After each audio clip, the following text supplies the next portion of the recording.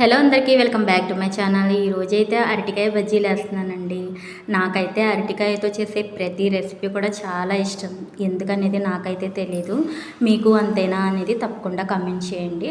ఒక పెద్ద అరటికాయని అయితే తీసుకొని ఇలాగ సన్నగా అయితే కట్ చేసుకుంటున్నానండి. కొంతమంది పీల్ చేస్తారు, కొంతమంది పీల్ చేయకుండా అయితే కట్ చేస్తారు. నేనైతే చెక్ అనేది తీసేసి అయితే కట్ చేసుకున్నాను స్లైసెస్గా. ఇప్పుడు బ్యాటర్ కోసం వచ్చి ఒక బౌల్లో 2 కప్స్ ఆఫ్ పిండిని అయితే వేసాను.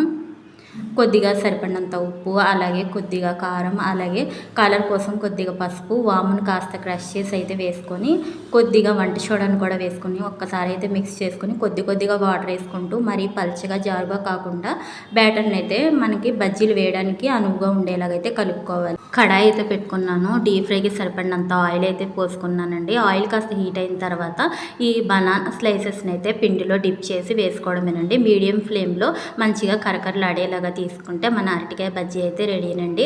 నా ఛానల్ని ఎవరైనా సబ్స్క్రైబ్ చేసుకోకపోతే సబ్స్క్రైబ్ కూడా చేసుకోవచ్చు కదండి ప్లీజ్. అలాగే ఈ వీడియో నచ్చితే ఒక్క లైక్ ఇవ్వడం మాత్రం మర్చిపోకండి ఫ్రెండ్స్. Okay bye.